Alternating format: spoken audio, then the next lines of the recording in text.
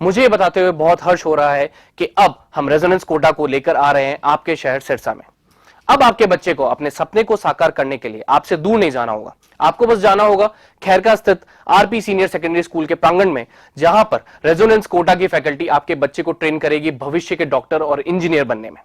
सभी प्रमुख परीक्षाएं जैसे JEE Main, JEE Advance, NEET UG, AIIMS, international olympiad, NTSC, KVPY, CA, CS, CMA, CLAT, Resonance ने गुणवत्ता और मात्रा दोनों में अच्छे परिणाम देकर खुद के लिए एक नाम बनाया है। अधिक जानकारी के लिए आप डबवाली रोड स्थित RP senior secondary school visit कर सकते हैं या कॉल कर सकते हैं नीचे दिए गए नंबर पर।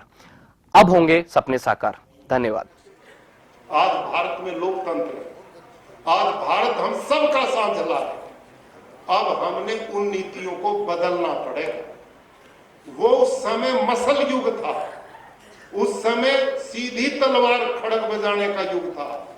आज जमाना चौधरियों बदल गया, आज बुद्धि का जमाना है, आज अकल से काम लेने का युग है। तुम पहले भी खुंडा बजाते थे और अभी बजाने पर जुट रहे हो, इससे बदल लो। आप समझो मेरी बात को, प्यार से निवेदन है मेरा।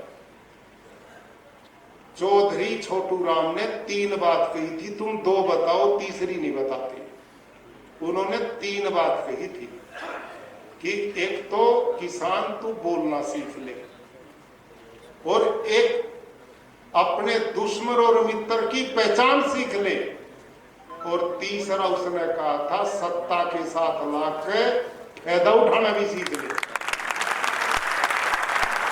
ये बात है आज करने की।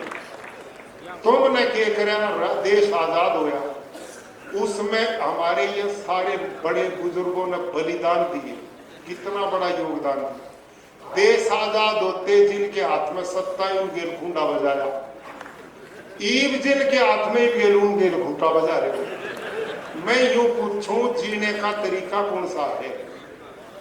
बड़े बुजुर्गों ने एक बात की, थोड़ा ध्यान करो। देखो सारी चीज आगे से नहीं चलती, वो आगे का जमाना गया।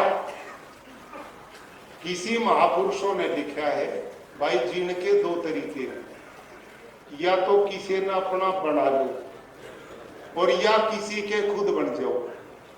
समझ में आई नहीं बात? या तो किसी ने अपना बना लो और या किसी के बन जाओ।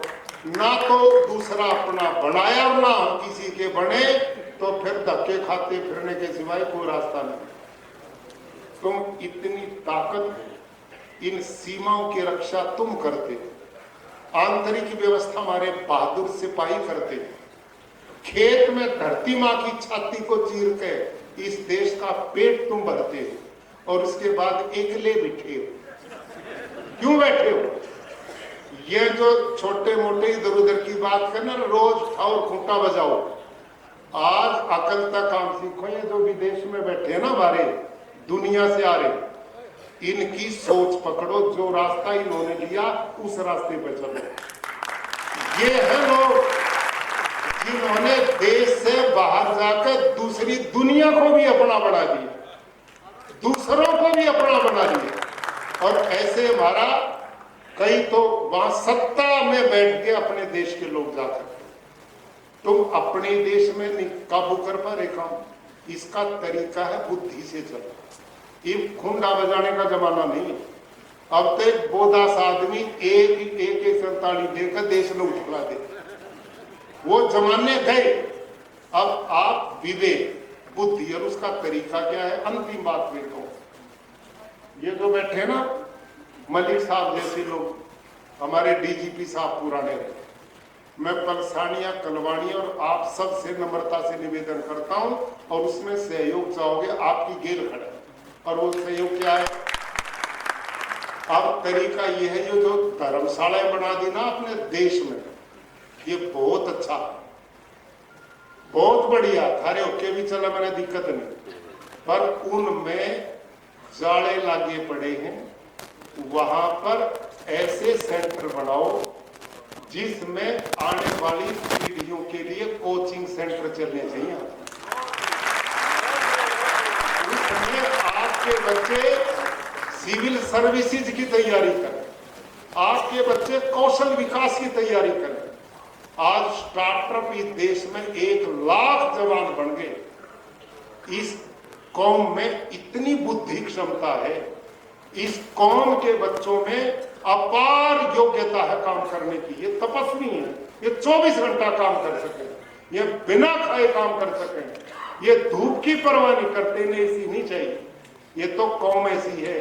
इनको तरीका क्या है कि हम सेंटर बनाए जहां जहां भी हमारी ये धर्मशाला है, और उस पूरे इलाके के बच्चों के लिए जिन पे धनपति हैं, हमारे विदेशी बड़े बहादुर हैं, ये हमारे लिए ये भी जुटाएंगे। भारत में भी धन की कमी नहीं, हमारी कौम में बड़े मजबूत है। उनको संगठित करो, एक एक सेंटर पकड़ो, वहां पर बच्चे हमारे आईएएस बने, आईपीएस बने, एचसीएस बने, सेना के अधिकारी बने। अरे मैं एक छोटा सा गुरुकुल चलाऊं कुरुक्षेत्र में, इस 1 साल में, इसी साल में मैंने 10 बच्चे तो लेफ्टिनेंट बना दिए, और 8 बच्चे हमारे आईआईटी में गए, 4 बच्चे आईआईएम में गए, 21 बच्चे एनआईटी में गए। और वह बच्चे बेरोजगार रह सकेंगे। एक जगह की बात है, तुम ये काम करो। आज के जमाने का ये काम है, बच्चों को शिक्षित करो, और जो वो सेंटर चले उनमें तुम एक ऐसे आदमी भी लगाओ जो बड़े बुजुर्ग हों। उन बच्चों में केवल पढ़ाई नहीं, हमारे से पहले भी कई लोगों ने कहा, उनको संस्कारित करो, उनमें अच्छे गुण दो।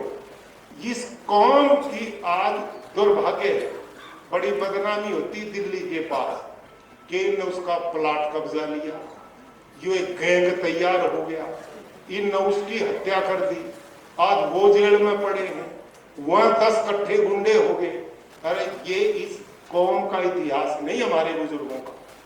हमारा इतिहास है संस्कार का। हम तो औरों के लिए हमने बलिदान दिए, हमने औरों को मार के अपना सुख प्राप्त नहीं किया। हमने तो मजबूरी में यूं मारे थे कि हमने दुखी करे थे। हमने कभी किसी को दुख नहीं दिया इस कौम के लोगों को। ये बड़ी दया हो। तो आप पूरी ताकत इस बात पे लगाओ कि आने वाली पीढ़ियों को शिक्षित करो। कौशल विकास का युग है, उनको कारोबार करने के धंधे सिखाओ। ये जो बेरोजगारी है ना, आप नहीं सोचो केवल नौकरी तो पूरी हो जाएगी। सारी धरती पर नौकरी कहाँ से मिलेगी, क्यों नहीं सोचते आप? मैं गुजरात में हूँ इस टाइम, और मैं वहां के उन पटेलों को देखता हूँ। वो पटेल और हमारा जाट एक जैसे ही, वो भी खेती करे, हम भी खेती करें। वो पटेल नौकरी करते ही नहीं, वो कहे हम नौकरी नहीं करें, हम तो नौकरी देवेंगे, ये सोच है। और वो एक दूसरे की हेल्प करते हैं। उन्होंने बिजनेस के अंबार खड़े कर दिए। सूरत में जितना हीरे का व्यापारी है वो सारा पटेल है, और उनमें एक भी 10वीं पास नहीं, एक भी 10वीं पास नहीं। पुराने जो सारों का इतना बड़ा बिजनेस उन्होंने वहां खड़ा कर दिया। क्यों? बस आपस में मदद करते। अब उन्होंने क्या काम किया, मेरे रहते गुजरात में 4 जगह 250 करोड़ रुपए के चारों कोनों पे उन गुजरातियों ने सेंटर बनाए। और वो क्या सेंटर हैं? वही है जो मैंने कहा। ये क्या सेंटर हैं? जितने गांव के बच्चे हैं और आगे बढ़ना चाहते हैं, उनको वहां पर कोचिंग सेंटर चलाते हैं, उनको विदेश भेजने के लिए, उनके कौशल विकास के लिए, सिविल सर्विसेज के लिए सारी सुविधाएं बच्चों को देते हैं। अब वो बच्चों में रोजगार मिलेगा तो वो उल्टे काम भी नहीं करेंगे। और वहां पर उनके धर्म गुरु आते हैं, अच्छे अच्छे संस्कार भी देते हैं। वहां जिम लगा रखे हैं, शारीरिक मेहनत करते हैं। तो अपने बच्चों को संस्कारित करना और उनको एजुकेशन, केवल कल्याण आज के जमाने में कोई कर सकती, वो शिक्षा है, शिक्षा है, शिक्षा है। और इसमें काम करना, ये हमारे जिम्मेदार जो मंच पर लोग बैठे हैं, बैठ के किसी दिन इस भीड़ की बजाय एक मीटिंग अलग करो और इसकी योजना बनाओ कि इन धर्मशालाओं में हम कैसे इनका उपयोग बच्चों की शिक्षा में कर सकते हैं, आने वाली पीढ़ियों के निर्माण में कर सकते हैं। इन्हीं शब्दों के साथ मैं पुनः भाई कलसानिया, पलसानिया, चौधरी राम सिंह और आप सबको आज के इस आयोजन की बधाई देता हूं। संगठित हो, मजबूत हो। और नंबर 2 अंतिम, भाई सारा देश अब हमारा है, सारे देश की जनता के हम भाई हैं। इसमें अलग अखाड़ा खड़ा करके अपनी समस्या पैदा नहीं, अपितु एक परिवार ये देश हमारा है और हम इतने मजबूत अपने बच्चे बनाएं कि वो सबके साथी बन सकें, सबके काम आ सकें, सबका भला कर सकें। ये सोच है मानवता की, इंसानियत की और राष्ट्रभक्ति की, और यही हमारे बड़े बुजुर्गों ने उपदेश दिए थे। धन्यवाद।